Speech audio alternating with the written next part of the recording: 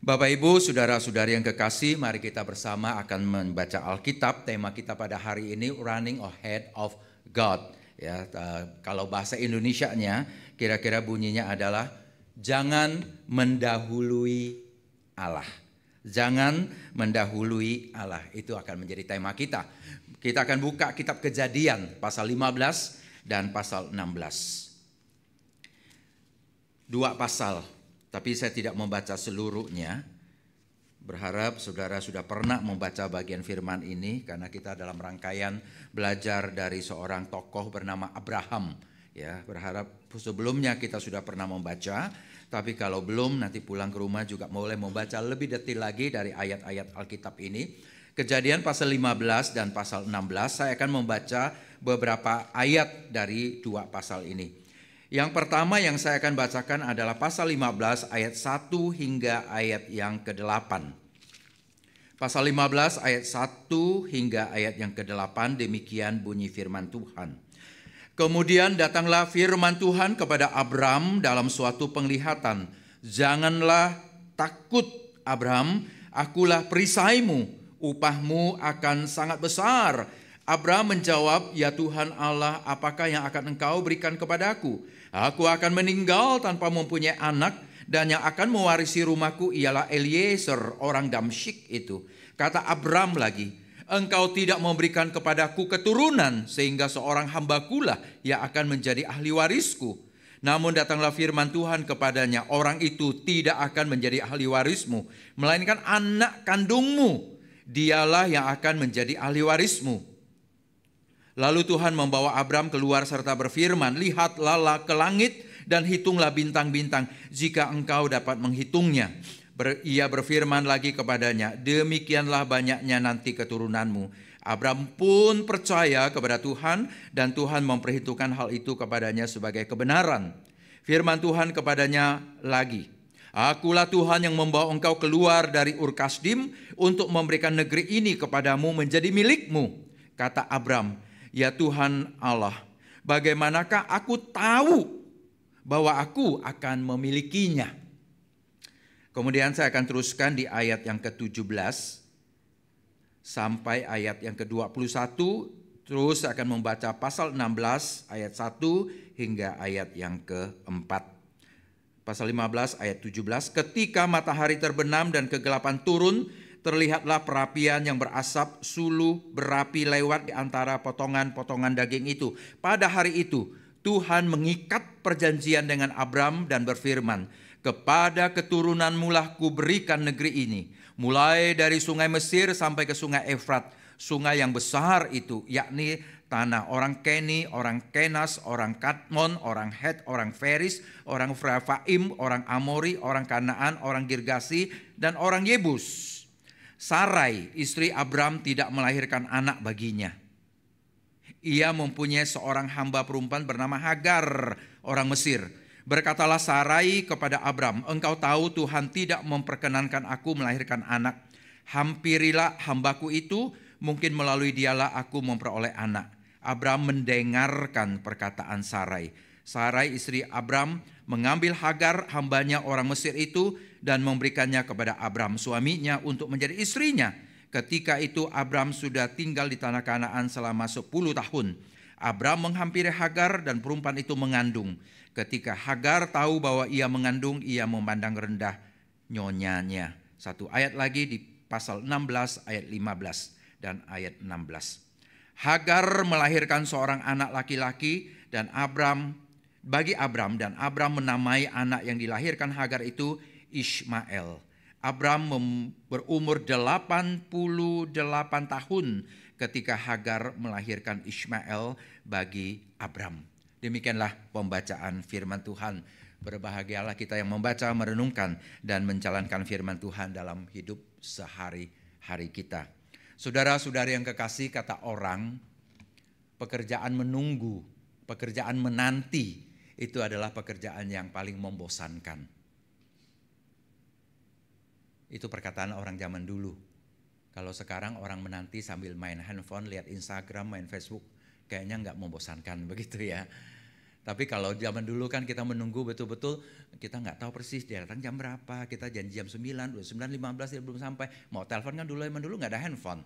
Ya, jadi susah menghubungi. Betul-betul aduh sangat membosankan dan sangat mengkhawatirkan apa sih yang sesungguhnya terjadi, apa yang akan terjadi. Bukan hanya membosankan, juga membuat khawatir dan kadang-kadang sudah kita nggak sabar, kita pergi saja begitu. Ya, juga seringkali kita menunggu sesuatu yang baik terjadi. Kita yakin akan terjadi sesuatu yang baik. Tapi menanti sampai itu terjadi sesuatu yang sulit. Demikian pula ketika kita berdoa, kita yakin Tuhan mendengar, kita yakin Tuhan menolong. Tapi kapan ya Tuhan akan menolong? Itu juga seringkali membuat kita jadi bosan secara rohani, kita jadi khawatir, kita jadi gelisah, kita juga tidak sabaran. Saudara sekalian, hal ini seringkali menjadi ujian iman kita, ujian kepercayaan kita. Persis yang dialami oleh Abram, atau nama yang kita lebih kenal Abraham. Tokoh beriman, tapi dia sendiri punya banyak pergumulan. Tapi dia menggumulkannya secara jujur, akhirnya dia berhasil lewat. Tapi dalam pergumulan itu kita bisa belajar banyak, saudara. Dari orang yang seperti ini. Orang yang pernah gagal, tapi dia juga berhasil juga gagal. Dia sungguh-sungguh bergumul di hadapan Tuhan. Dia tidak lari dari hadapan Tuhan. Dalam kegagalan, dalam keberhasilannya kita bisa belajar sesuatu yang baik untuk menolong kita. Bukan menolong kita untuk gagal, menolong kita untuk hidup lebih baik. Dia pernah gagal, belajar dari kegagalannya dia, kita hidup iman, hidup kepercayaan yang lebih baik lagi. Saudara sekalian mungkin sudah membaca ayat-ayat sebelumnya atau mendengar khotbah-khotbah sebelumnya tentang Abram. Kisah tentang Abraham, Sarah, kemudian ada Hagar, ada Ishmael. Ini dimulai saudara kita tahu di pasal-pasal sebelumnya. Yaitu apa? Tuhan berjanji kepada Abraham. Janji Allah kepada Abraham. Misalnya di pasal 12 ayat yang kedua. Tuhan berjanji apa? Dikatakan begini. Aku akan membuat engkau menjadi bangsa yang besar. Dan memberkati engkau serta membuat namamu masyhur. Dan engkau akan menjadi berkat. Engkau akan menjadi bangsa yang besar. Dan memberkati engkau menjadi namamu masyhur. Bangsa yang besar butuh orang, butuh anak-anak cucu. Kemudian pasal 12 juga ayat yang ke-7. Ketika itu Tuhan menampakkan diri kepada Abram dan berfirman, aku akan memberikan negeri ini kepada keturunanmu. Itu janji Allah kepada Abraham. Bangsa yang besar akan keluar dari diri Abram. Akan lahir dari Abram. Keturunannya itu akan banyak membentuk satu bangsa yang besar. Dan negeri ini di mana Abram sedang lihat itu akan diberikan kepada keturunannya. Itu janji yang diberikan kepada Abram ketika Abraham itu umur 75. Demikian pula saudara kemudian Allah mengulangi lagi di pasal yang ke-13. Pasal 13 ayat yang ke-16. Aku akan menjadikan keturunanmu seperti debu tanah banyaknya. Sehingga jika seandainya ada yang dapat menghitung debu tanah, keturunanmu pun akan dihitung juga. Dapat dihitung juga. Dan karena tidak ada seorang pun bisa menghitung debu tanah, tidak seorang pun bisa menghitung bintang di langit, keturunan Abraham akan begitu banyak sampai orang tidak bisa menghitungnya. Dalam pengertian ya hitung seperti ini. Ya kalau sekarang sensus penduduk ya cukup mudah untuk dilakukan. Ini ribuan tahun yang lalu bagaimana cara menghitung. Ya kadang-kadang hitung sampai 20 aja kita udah lupa belakang tadi berapa ya begitu. Itu berarti begitu banyak. Problemnya adalah waktu itu Abraham belum punya anak. Abraham belum punya anak, istri sudah. Istri yang sangat cantik. Tapi anak belum punya. Jadi apa yang dipunyai oleh Abraham pada saat itu hanya satu. Janji Allah. Itu yang dia punyai.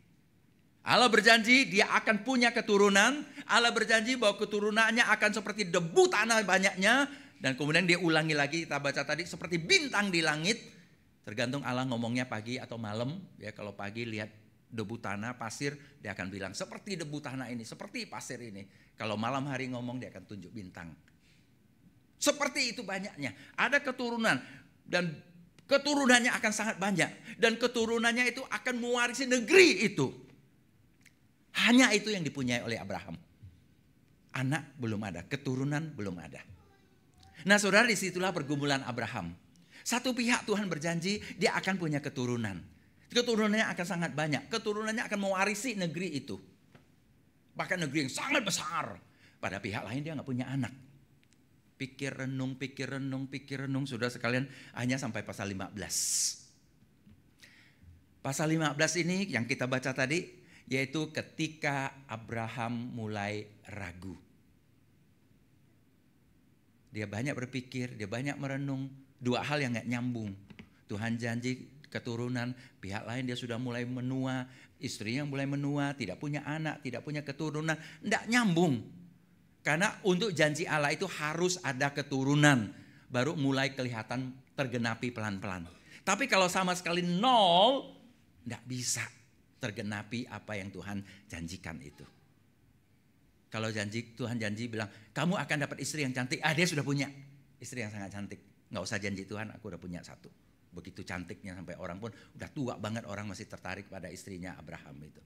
Tapi Tuhan bilang engkau akan punya anak, engkau akan punya keturunan begitu banyak, bahkan bisa menguasai satu negeri yang besar. Abraham lihat kepada dirinya nol, nggak ada apa-apa. Jadi mulai ragu, mulai pikir, mulai khawatir, mulai takut.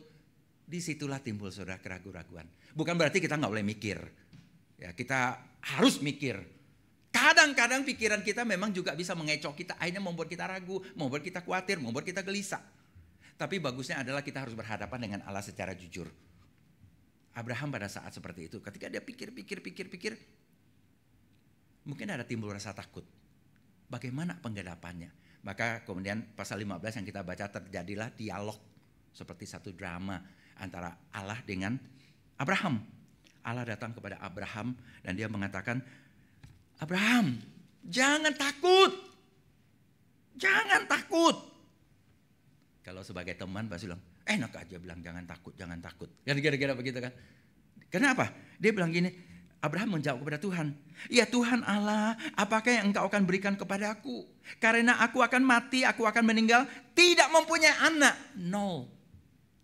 Yang akan mewarisi apa yang aku punya, harta bendaku yang memang sangat kaya dia, itu adalah hambaku namanya Eliezer. Gimana enggak takut? Gimana enggak ragu?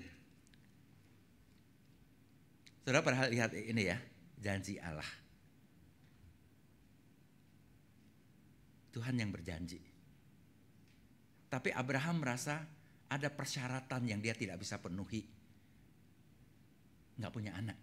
Maka dia bilang, Tuhan enggak mungkin lah. Keturunan kayak debu, kayak apa? Nol.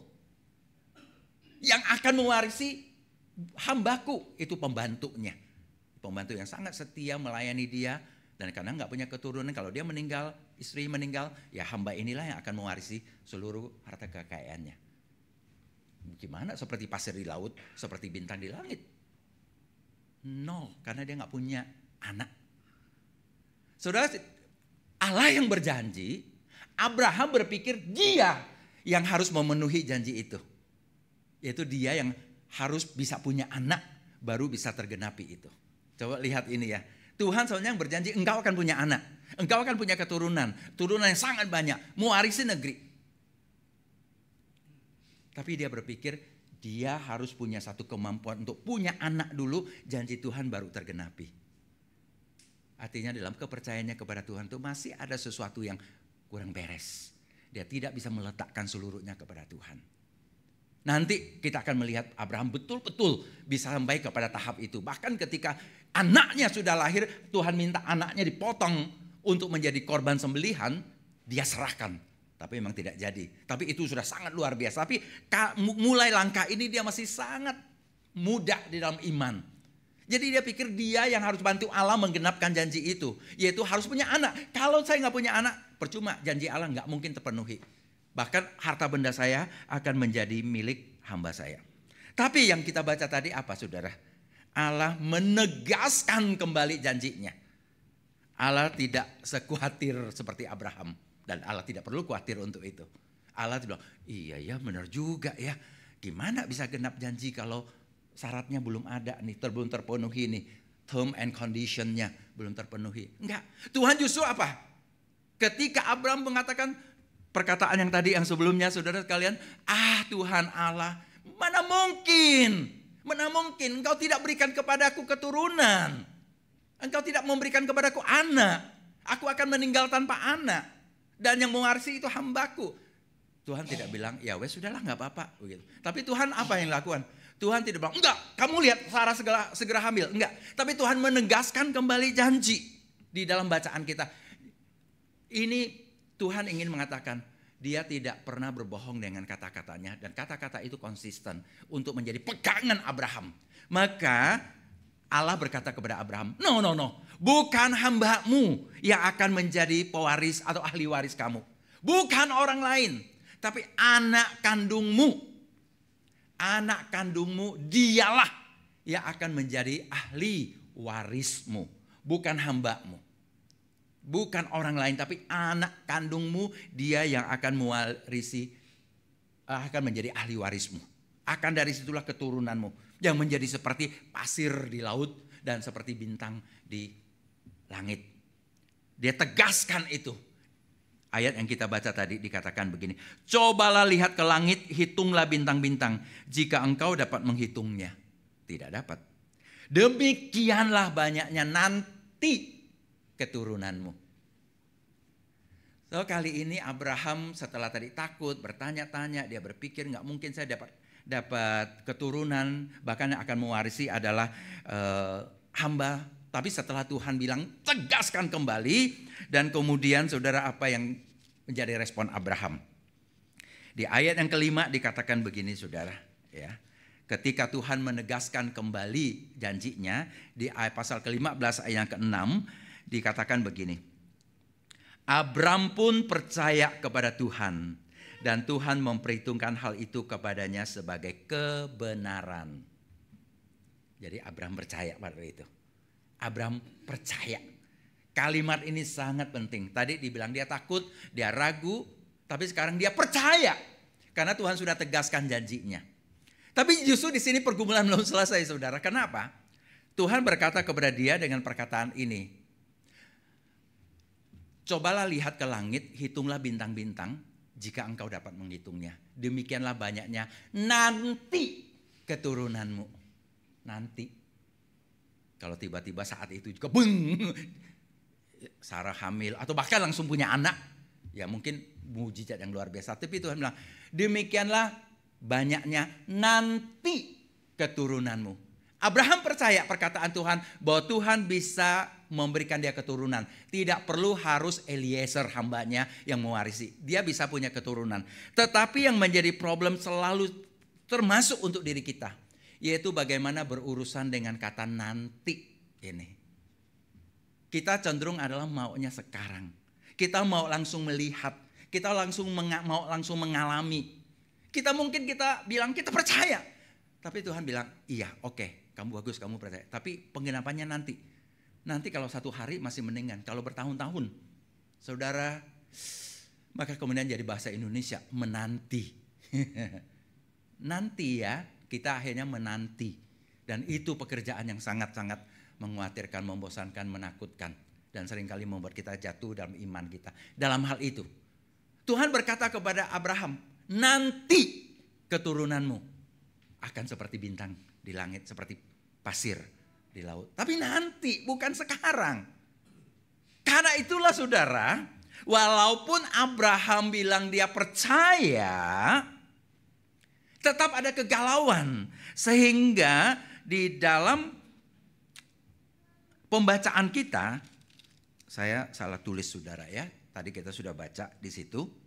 Bukan pasal 18, pasal 15 ya. Saya belum setua Abraham tapi sudah mulai pikun ya. Pasal 15 ayat yang ke-8 kata Abram, ya Tuhan Allah, bagaimanakah aku tahu bahwa aku akan memilikinya? Dari manakah aku tahu? Bagaimanakah aku tahu? Itu kembali bertanya lagi. Masalah apa? Masalah pikiran. Dia tadi percaya. Bahkan Tuhan memperhitungkan kepercayaan itu sebagai kebenaran. Bagus, benar itu. Tetapi ya itu saudara karena masalah waktu. Abraham seperti ingin punya satu bukti. Punya satu pegangan. Yaitu yang membuat dia tahu. Makanya perkataan dari manakah aku tahu? Bagaimanakah aku bisa tahu bahwa betul-betul aku akan memiliki anak dan kemudian keturunan yang begitu banyaknya? Bagaimana aku bisa tahu? Apa yang dia minta? Sekali lagi saudara, pengalaman yang bisa disentuh, bisa dia pegang. Artinya tadi dia percaya, namanya percaya itu adalah beriman, percaya, bukan sesuatu yang kita lihat yang menjadi dasar. Kalau saya kasih saudara uang, begitu ya, bilang ini 1 juta. Oh, saya percaya kepada Pak Andreas kasih uang 1 juta. Karena uangnya sudah di tangan saudara. Atau sebaliknya, saudara yang kasih saya, begitu. Saya percaya, sebenarnya itu bukan percaya lagi. Karena saya sudah pegang uangnya. Tapi kalau ada seorang bilang, nanti saya akan kasih kamu uang 1 juta. Itu apakah kita percaya atau tidak? Mungkin kita bilang, ya aku percaya karena kamu kan mamaku. Atau papaku. Atau pemimpinku, orang aku bisa percaya. Tapi gimana sih bisa tahu ya bahwa kamu benar-benar mau kasih, begitu kan? Bagaimana aku bisa tahu?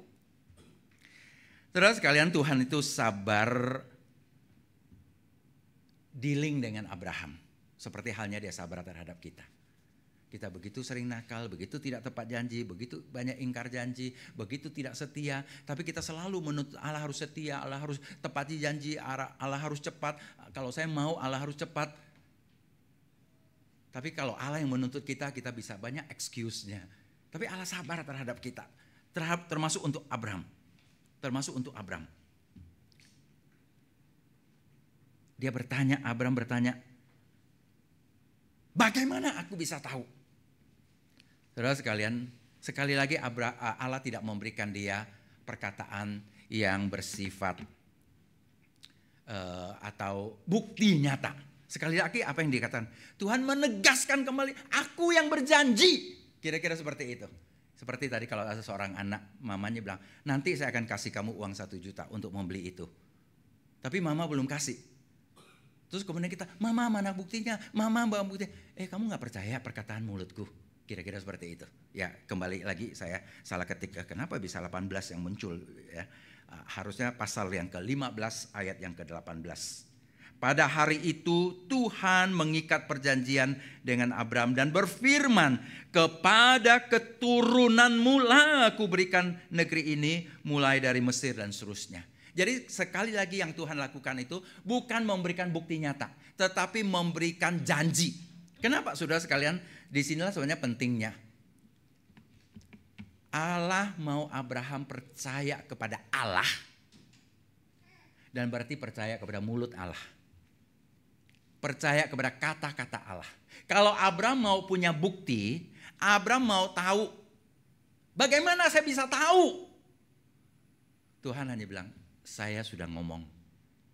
Ngomongan Tuhan, perkataan Tuhan, firman Tuhan, janji Tuhan, itulah buktinya. Itulah dasarnya untuk kita bisa terima, bisa percaya. Seperti halnya sekarang kita percaya kepada Yesus Kristus. Dosa kita diampuni. Kita diberikan pimpinan untuk menuju hidup yang kekal. Apakah kita sudah mengalami, sudah mendapatkan itu? Belum. Tapi apa yang harus menjadi dasar dan bukti kepercayaan kita? Yaitu firman Allah, perkataan Allah. Perkataan Allah itu yang harus kita pegang.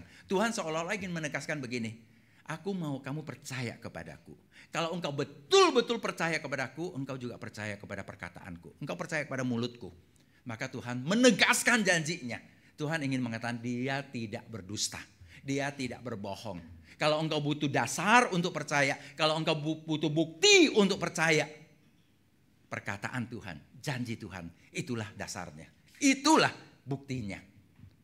Saudara sekalian, jadi betapa pentingnya beriman itu, betapa pentingnya percaya itu. Percaya kepada apa? Percaya kepada perkataan Allah.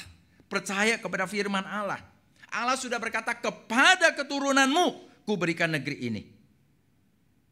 Kalau engkau percaya kepada Allah, engkau percaya kepada mulut Allah. Kalau engkau percaya kepada mulut Allah, engkau percaya kepada kata-kata Allah yang keluar dari mulut yang kudus, yang tidak berdusta itu. Itu yang menjadi pegangan kita. Saudara, seringkali itu kita di tengah-tengah kehidupan yang banyak kegalauan, kegagalan, keputusasaan, apalagi misalnya pada waktu kita sakit. Seringkali kita bisa bertanya, Tuhan di mana engkau? Tuhan kenapa engkau tidak tolong? Tuhan aku gak bisa dengar engkau, aku tidak merasakan engkau. Seolah-olah Tuhan sudah ingkar janji. Seolah-olah Tuhan sudah ingkar janji. Saya dulu pernah mendengar satu kisah, sudah agak lama, ya, puluhan tahun yang lalu. Ada sepasang suami istri yang masih muda, ya. Mereka mengalami, mereka berbisnis tidak sangat besar, bisnis yang tapi lumayan begitu. Tapi bisnisnya mulai jatuh, ya, setelah menikah bisnisnya mulai jatuh. Tapi sebagai orang beriman, sebagai orang yang percaya kepada Tuhan, mereka betul-betul serahkan kepada Tuhan. Mereka berdoa begitu. Ya, terbalik ceritanya terbalik karena ini sudah sekian tahun, ya. Suami istri yang baru ini sudah beberapa tahun menikah. Tapi belum punya istrinya hamil. Sudah beberapa tahun kalau istrinya hamil, ya saudara ya. Ketika diperiksa oleh dokter, ternyata diperiksa istrinya hamil anak perempuan. Ya, jadi tapi mereka berpikir sebagai orang Tionghoa yang masih agak totok ya, mereka mau anak laki. Jadi mereka berdoa. Jadi ini yang ceritanya yang benar ini. Mereka berdoa supaya apa? Tuhan kasih anak laki-laki. Dokter periksa anak perempuan, tapi mereka berdoa supaya dapat anak laki-laki. Betul loh saudara, lahir anak laki. Ya kita nggak tahu, dokter bisa salah periksa juga kan, atau memang mujizat terjadi. Jadi betul lahir anak laki. Wah, saudara, gembiranya luar biasa. Keluarga muda ini punya anak, ya, yang mereka nantikan kemudian dapat anak dan sesuai permintaan mereka, anak laki-laki. Jadi mereka rajin sekali pelayanan, rajin sekali hidup untuk Tuhan karena Tuhan begitu baik untuk mereka. Karena Tuhan jawab, ya bahkan mujizat yang luar biasa begitu kan.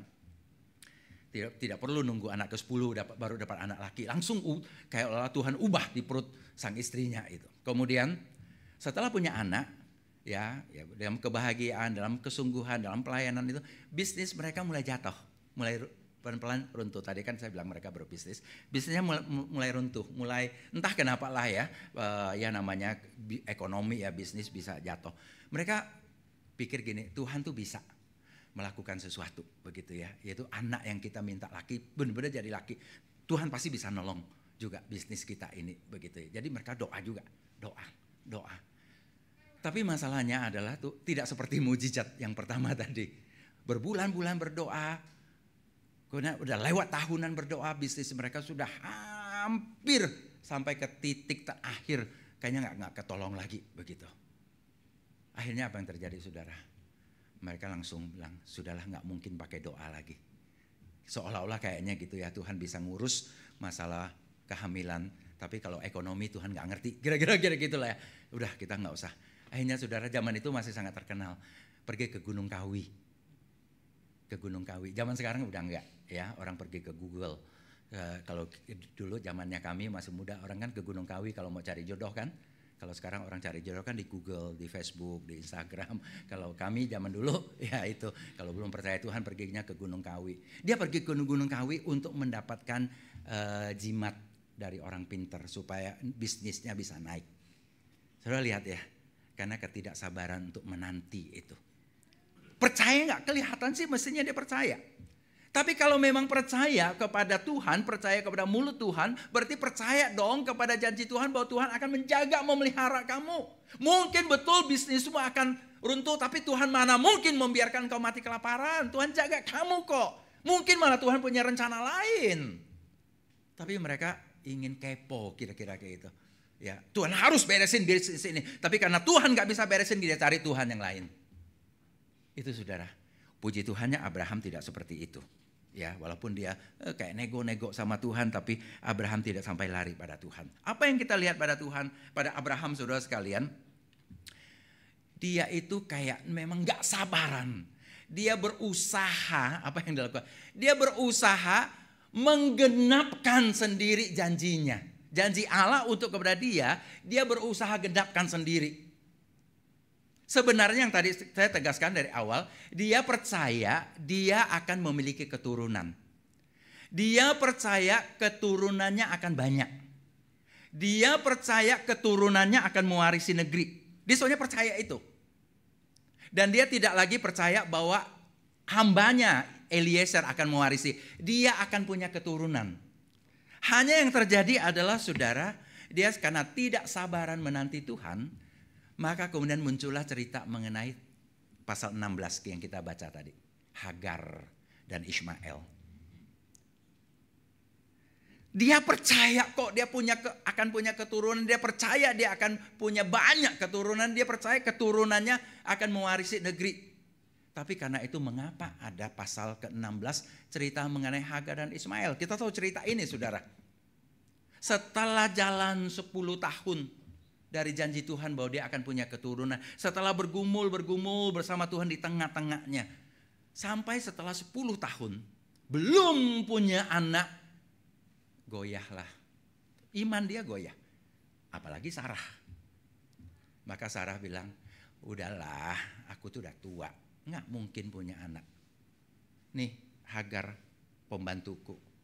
Kawinin dia, dapatkan anak. Toh keturunan juga kan. Seolah-olah begini. Tuhan kan nggak bilang harus dari perutku. Pokoknya keturunan. Jadi apa yang sebenarnya dilakukan oleh Sarah. Itu adalah seolah lagi membantu Allah menggenapi janji Allah. Abraham setuju. Maka terjadilah kisah Hagar dan Ismail dalam cerita pasal 16 tadi. Saudara sekalian sebenarnya apa yang terjadi? Mengapa Abraham juga setuju? Mengapa dia tidak tegur istrinya seperti Ayub menegur istrinya? Gila kamu, misalnya kayak begitu. Enggak, dia terima saja. Berarti Abraham juga punya kelemahan iman di dalam hal itu. Apa yang sebenarnya terjadi di sini saudara? Mengapa Abraham dan istrinya mencoba menggenapkan sendiri janji Allah dengan caranya sendiri? Kalau untuk mendapatkan keturunan berarti saya harus punya anak. Wes nggak apa-apalah, nggak usah lewat Sarah, lewat perempuan lain juga boleh. Ngeri kali kalau begitu caranya. Berarti kan apa saudara? Kita mencoba menggenapkan janji Allah dengan cara kita sendiri, seolah-olah kita yang sangat berhikmat. Apa yang kita lihat di sini? Abraham tidak sabaran, itu jelas. Memang nggak gampang untuk sabar saudara. Udah 10 tahun menanti loh. Tuhan dulu 10 tahun yang lalu bilang, aku akan kasih keturunanmu. Sampai sekarang masih 0. Jadi ketika Sarah tawarkan Hagar, pembantunya, untuk dikawini dan mengandung anak Abraham. Abraham pikir, bagus juga jalan keluar daripada mikirin tuh setiap hari. Dan luar biasa kan begitu nikah, kemudian langsung hamil. Tapi apakah itu cara Allah? Bukan. Ternyata tidak dari situ. Nggak sabar merusak pekerjaan Tuhan di dalam diri kita. Apa yang terjadi kita lihat. Kelihatan sekali Abraham juga percaya. Yaitu dia akan punya keturunan. Tapi tidak mungkin bisa lewat Sarah yang sudah sangat tua. Bahkan dikatakan sebelumnya dia mandul. Tuhan bisa menggenapkan janji. Tapi bukan lewat Sarah. Bisa lewat perempuan lain. Tapi bukan Sarah. Karena Sarah selain tua juga dikatakan dia mandul. Jadi saudara ini jelas sekali Abraham percaya dia akan punya anak. Tapi bukan lewat Sarah. Seolah-olah Tuhan gak bisa lakukan itu. Aneh ya. Percaya Tuhan bisa kasih keturunan. Tapi berusaha untuk menolong Tuhan supaya bisa dapatkan keturunan. Karena cara yang Tuhan lakukan kayaknya gak mungkin terjadi. Yaitu kalau lewat Sarah. Sudah terlalu tua dan bahkan disebut mandul. Seolah-olah Abraham juga berpikir gini. Apapun caranya boleh. Asal janji itu tergenapi. Ini salah satu cara yang sangat mengerikan. Tujuan menghalalkan cara. Dan orang Kristen bisa seringkali banyak lakukan itu. Ya, pokoknya terlaksana. Caranya nyogok, caranya suap, caranya apapun nggak masalah. Bisa seperti demikian saudara sekalian. Dan Abraham jelas. Selama ini dia buka telinganya dengar suara Tuhan. Tuhan bilang berjanji. Ketika dia ragu dia ngomong sama Tuhan. Tuhan ingatkan dia. Tuhan tegaskan janjinya. Dia dengar suara Tuhan. Tapi kelihatan waktu di rumah dia terlalu dengar suara istrinya. Suara manusia. Saya nggak mau bilang jangan dengar suara istri. Enggak. Ya, suara istri juga harus dengar. Tapi jelas di sini Abraham adalah terlalu mendengar suara manusia dibandingkan suara Allah. Allah kan sudah berkali-kali ngomong, aku akan kasih, aku akan kasih, aku akan kasih. Sarah bilang nggak mungkin, nggak mungkin, nggak mungkin. Nih pakai Hagar aja. Dan Abraham lakukan. Sebenarnya yang terjadi saudara adalah ini. Gimana pun juga kesalahan Abraham adalah karena dia mau mendahului Allah. Allah berjanji dan Allah punya waktu. Allah belum waktunya. Tapi Abraham mau mendahului waktu Allah. Saudara itu yang menjadi problem. Ya saudara karena itulah saya ingin tutup khotbah ini dengan satu ayat Alkitab. Tidak salah ketik kalau ini sudah persis. Ya. Mazmur 37 ayat 34. Saya akan baca sekali dan kemudian saya ingin ajak kita baca bersama-sama sekali. Nantikanlah Tuhan dan tetap ikutilah jalannya. Maka ia akan mengangkat engkau untuk mewarisi negeri dan engkau akan melihat orang-orang fasik dilenyapkan. Kita baca bersama-sama 2, 3. Nantikanlah Tuhan dan tetap ikutilah jalannya. Maka ia akan mengangkat engkau untuk mewarisi negeri dan engkau akan melihat orang-orang fasik dilenyapkan. Saudara, nantikanlah Tuhan. Ketika Tuhan berkata nanti, itu janji. Janji selalu di depan, selalu yang soal di depan. Kita berharap kepada Tuhan, kita pegang janji Tuhan. Karena itu nantikanlah Tuhan. Kita sakit, kita ingin cepat sembuh. Kita punya masalah saat ini, kita ingin cepat selesai. Kita nggak sabaran, kemudian kita bikin salah. Karena kita mencoba untuk melakukan banyak hal yang berdosa yang tidak berkenan di hadapan Tuhan. Seperti yang terjadi pada Abraham. Jangan saudara, belajarlah, nantikanlah Tuhan. Tetapi nantikanlah itu bukan pasif. Tetap ikuti jalannya. Lakukan sesuatu tapi sesuai dengan jalan Tuhan. Kalau Tuhan bilang nantikan, berdoalah, nantikan, tetap setialah di dalam pelayanan, nantikan, tetaplah kamu setia dengan suami istri, nggak perlu kawin istri kedua untuk mendapatkan anak. Tetaplah ikuti jalan Tuhan, tetap di dalam hidup yang kudus. Nantikan, tapi tetap hidup di dalam jalan yang Tuhan tentukan untuk kita. Maka kemudian dikatakan Tuhan akan mengangkat engkau untuk mewarisi negeri. Soalnya ini perkataan persis seperti untuk Abraham tadi. Dia ingin anak-anaknya mewarisi negeri. Ingin anak-anaknya hidup makmur, hidup baik, hidup punya masa depan yang baik. Tuhan akan berikan. Tapi nantikanlah dia bekerja. Dan engkau akan melihat orang-orang fasik dilenyapkan. Saudara, orang-orang fasik yang dimaksud ini adalah orang-orang jahat. Yang suka menjahati kita. Tapi mungkin bisa termasuk kayak iblis, godaan-godaan iblis, sakit penyakit, berbagai kemiskinan dan sebagainya yang menggerogoti kita. Atau kalau orang-orang jahat yang mengejek kita, tapi kita kan nggak bisa balas. Kita nggak bisa balas, kita nggak bisa cepat-cepat selesaikan. Nantikanlah Tuhan bekerja untuk itu, menyelesaikannya, melenyapkannya. Nantikanlah Tuhan. Saudara, ini adalah satu pergumulan iman kita. Tapi memang perlu, ya kalau kita punya permasalahan, serahkan kepada Tuhan. Tentu kita perlu minta pertolongan kepada dokter, kepada teman dan sebagainya. Tapi sesuai dengan jalan Tuhan, bukan pergi ke Gunung Kawi. Bukan dengan cara seperti Abraham, menggenapkan untuk dirinya sendiri apa yang Tuhan janjikan. Atau menganggap Tuhan gak mampu lakukan, kemudian dia bilang saya lebih mampu. Ya, Tuhan mau mikirkan sesuatu yang dia gak bisa lakukan. Saya mau mikirkan sesuatu yang saya pasti bisa lakukan. Dia ambil Hagar, jadikan istri untuk punya anak. Bukan cara yang seperti itu bukan jalan Tuhan. Bukan yang Tuhan maksudkan seperti itu. Jadi saudara sekalian, nantikanlah Tuhan, ikutilah jalannya. Maka dia akan mengangkat engkau. Dia akan mengangkat anak-anakmu, cucu-cucumu. Serahkan hidupmu dan keluargamu kepada Tuhan. Dia akan mengangkat. Dia akan memberkati. Masa depan ada, asal engkau pegang dia. Asal engkau mau sungguh-sungguh percaya kepada dia dan percaya kepada mulutnya, kepada janjinya. Bahwa dia akan memegang kita. Ada masalah, ada penyakit, ada kesulitan, akan Tuhan lenyapkan. Ada ikatan-ikatan yang sulit, ada kegagalan-kegagalan yang kita hadapi, Tuhan akan lenyapkan. Mungkin tidak hari ini, mungkin tidak besok, mungkin kita harus menanti seumur hidup kita. Tapi ketika kita bertemu dengan Tuhan, dengan kebahagiaan yang sempurna, kita akan melihat bahwa betul segala ikatan, segala dosa, segala sakit penyakit sudah dilenyapkan oleh Tuhan. Asal kita mau percaya kepada Tuhan. Kiranya Tuhan memberkati kita. Amin.